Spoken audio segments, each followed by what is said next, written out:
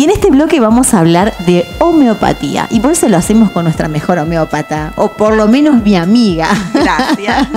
Adri Adanza, pero de verdad, porque ella lo que hace, lo hace con tanto sentimiento, con tanta convicción y con tanto amor fundamentalmente, que bueno, eso creo que es lo que después se traslada, ¿no? Más allá de la eficiencia que tiene este tipo de medicina, podemos llamarla, ¿no? Porque es así la homeopatía. ¿Cuándo nace la homeopatía? La homeopatía nace con el doctor Samuel Hahnemann, que era un médico alemán que vivió entre los años 1755 y 1840. Ajá. Pero bueno, como contábamos antes, la información de esta medicina viene de muchos años antes de Cristo, con los primeros pensadores, con los primeros médicos griegos, romanos, Hipócrates, luego Paracelso en la Edad Media. Es decir, que esta información, como todo en el universo, está. Sí, aparte, vos me decís, sí, porque antes también, los mismos aborígenes, todos, ¿cómo se curaban? Claro. Con inclusive las cosas que uno dice, ahora usá esto, usá malva para esto, lo otro cedrón para aquello, manzanilla para esto, bueno, también con las plantas, con lo que había alrededor. Había alrededor. Porque la homeopatía también es algo, ¿cómo la podemos definir? Bueno, ahora lo vamos a contar, porque te voy a contar una historia muy interesante que a mí me resonó mucho cuando buscábamos para preparar una clase, y resulta que este doctor Hahnemann, alemán, que ya a los 12 años conocía todos los idiomas y los hablaba, era muy inteligente, y él se dedicaba a traducir libros. Ajá. Como tenía este don de conocer las lenguas, él se dedicaba, su trabajo era traducir libros. Fue así que se fue pagando su carrera de medicina y todo lo demás que después hizo. O sea, ¿y sin haber estudiado? ¿Sabía? Esto sí. Vos, ¡qué bárbaro! Sí, él era tan de una chico, familia. ¿No? De leer, a lo mejor. De leer. Viste que los chicos son esponja y todo queda. Y bueno, y hay mentes brillantes. Era una mente brillante. Sin duda. ¿No? Sí. Entonces, bueno, pasaron tiempos, él se recibe de médico. Pero hay una etapa en su vida donde él hace un clic, es decir, él se da cuenta que con lo que estaba haciendo, es decir, con la medicina que estaba haciendo, no le alcanzaba y no pudo curar a su mejor amigo. Fue ahí que él dijo, bueno, no, esta medicina no me sirve. Y retoma esta cuestión de cuando era pequeño de traducir libros. Vivía en esa época de su vida traduciendo libros. Llega a él un libro que es una botánica internacional de Cullen, ese es el autor, donde él empieza a leer sobre las plantas, una botánica, ¿no? Cómo cada planta tenía una función, que es lo que vos antes decías, que esta curaba esto, que lo otro servía para otro. Y se encuentra con un árbol peruano, fíjate, él en Alemania, por eso a mí esto me resuena. Claro, tenía que suceder. Tenía que suceder, con un árbol peruano que es la cinchona.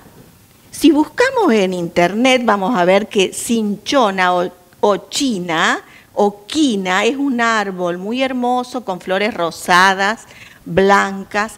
Entonces él lee en esta botánica, en esta materia médica de Cullen, que este árbol, que la corteza, porque viste cuando nosotros hablamos de plantas decimos, de esto se usa la corteza. La hoja, el tallo, la corteza, bueno, depende. La raíz depende. Bueno, de este árbol se utilizaba la corteza. ¿Para curar qué en esa época? Para curar la malaria.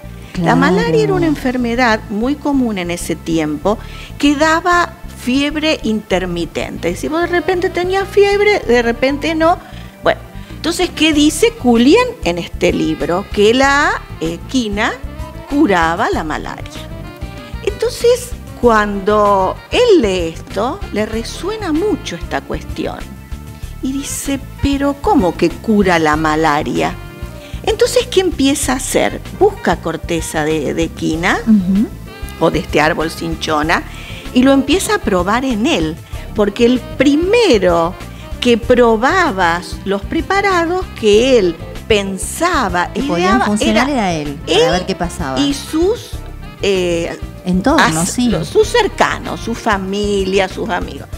Entonces, él prueba esta corteza pura, digamos en té, supongo que lo habrá probado, y le produce un montón de síntomas raros, muy extraños, decaimiento, como una sensación de fiebre. Claro, porque él no estaba enfermo. Él no estaba enfermo. Claro. Y esa es la cuestión. Ahí está. Hizo la pregunta perfecta, Anabel. Vio como yo. Muy claro, bien. Claro. Entonces, ¿qué conclusión sacó él? Si en el hombre sano produce esto, en el hombre enfermo esto lo cura. Claro. Pero con una pequeña diferencia, que cuando él empieza a utilizar la quina, se da cuenta que cuando baja la dosis, es decir, la empieza a diluir, sí, el efecto es mejor. Entonces, él en ese momento de la historia dice que el similar cura al similar. Ajá. Y ese es el principio de la homeopatía. Bueno, si analizamos las vacunas, cada cual con su filosofía y con su forma de prevenir o curar las enfermedades, cada cual con lo suyo, también actúan de esa manera. Exactamente. Y así empezó entonces, la homeopatía es esto, ¿no? Poder ayudar a las personas a través de plantas y de infusiones minerales y animales, porque también se usan los venenos de los animales. Ajá. Pero siempre en pequeñas dosis, porque lo que Hahnemann entiende cuando hace este proceso de la quina es que con pequeñas dosis logramos grandes curaciones. Uh-huh. Entonces, esa época en donde la medicina galénica, que se encargaba de hacer sangrías, de hacer purgas, era todo muy invasivo, uh-huh, él dice, no, miren, hay otra forma de curar. Y de hecho lo implementó en ese momento y también pudo curar la malaria. Pudo curar la malaria y todo lo que se le ocurrió, porque él a partir de eso empieza a tomar minerales, vegetales y animales, diluirlos y dinamizarlos. ¿Qué significa? Que cada vez que él diluía una tintura, la agitaba. Ajá. La activaba. La activaba, le daba energía. Él no sabía de lo que estaba haciendo. Claro. Año 1800. Él no sabía que estaba hablando de física cuántica. Estamos hablando de este joven médico que había dejado su profesión al no poder haber curado a un amigo que se murió. Exactamente. No pudo con la medicina convencional. Y entonces retomó a través de este tipo de curaciones. Así o sea que de ese es. tiempo. Y cuando hablamos de globulitos, claro, que son los que me das, sí. ¿De qué hablamos? Hablamos de glóbulos de lactosa. Ajá. ¿Qué necesitas? ¿Una máquina para prepararlos? Eso se compra. Hay una empresa única, ajá, que fabrica esto. Bien. Y lo que hace la farmacia homeopática es impregnar en lo que el médico receta. Ajá, así es, claro. Así es. Y así es como entonces a través de gotas o de globulitos. Claro, ¿Cuál es la diferencia entre una cosa y la otra? Las fórmulas farmacéuticas homeopáticas son en todo el mundo, sí, tabletas, gotas, glóbulos, microdosis, que son los globulitos más chiquitos. Es decir, y la denominación también es universal. Si yo voy a Italia y pido árnica, es árnica. Y voy a Alemania y es árnica. Árnica es para los golpes, cuando te duele algo, bueno, eso puedes tomarlo. O te puedes poner también. Adri hace las cremitas de árnica, claro que sí. Y si no, por ejemplo, Natrum muriaticum, vos decís, ¿eso qué es? ¿Qué es? Es el latín de cloruro de sodio. Ajá, ¿para? El cloruro de sodio como sal es una personalidad. Ajá, ajá. Porque también cuando se estudia un medicamento homeopático se ve la parte complementaria, que la dijiste recién vos. Yo me golpeo, tomo árnica, pero también hay una parte en nosotros que tiene que ver con mis miedos, mis creencias, con lo que traigo, y eso es mi personalidad. Uh-huh. Para cada personalidad hay un remedio.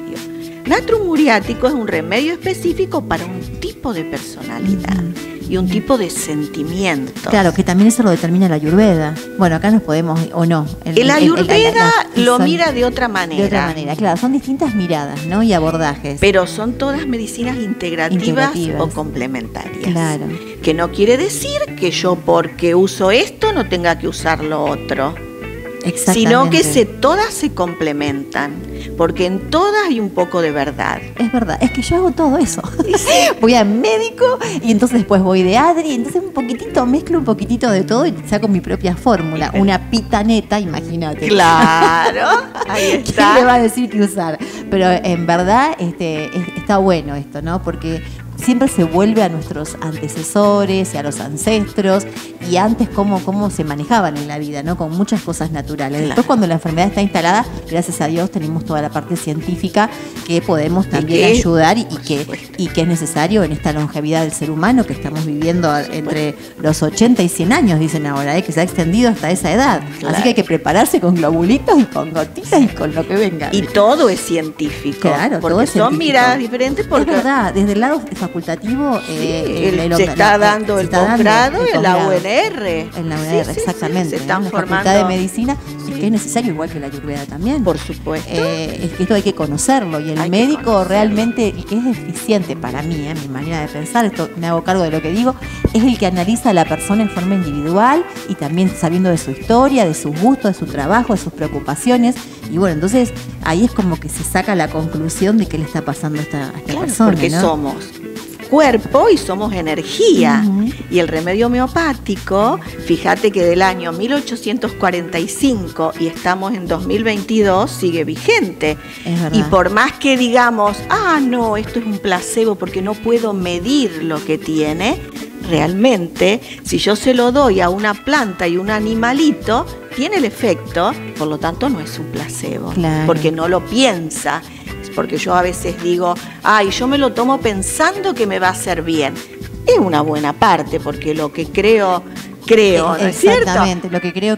Pero un animal no piensa, y sin embargo hay un montón de veterinarios homeopáticos. Claro. Y tenemos la agrohomeopatía, que está en vigencia total, que a los que les interesa les puedo pasar información. Ahora, el jueves creo que hay un Zoom gratuito desde la Universidad Candegave. Entonces, es todo lo que nos puede ayudar a, con menos y menos toxicidad, lograr la curación. Esa es la idea. Esa es la idea. Bueno, Adri, gracias como siempre. Gracias por el regalito. Ella me viene siempre con algún regalo para mí. Se lo merece. Claro, ella es quien me hace todo, globulitos, tecitos, todo lo que corresponda. Y ahí me fui con el lápiz. Muy bien. No me hizo nada el sol. Y el lápiz, viste, que se saca de la abejita. Claro. No sabía yo eso. Claro. Mirá vos. Ahí tenemos el animal. Bien. Sin matarla, No. Encontrándola cuando ya dejó de vivir. Entonces. Claro. Bien, a Moncha, ¿usted qué le está pasando? Después vemos qué globulito le damos. Muy interesante esto, por supuesto, como cualquier abordaje para que estemos bien, ¿no? Y si es de manera sana y saludable, mejor así. Gracias, Adri. Gracias a vos. Seguimos con más versión.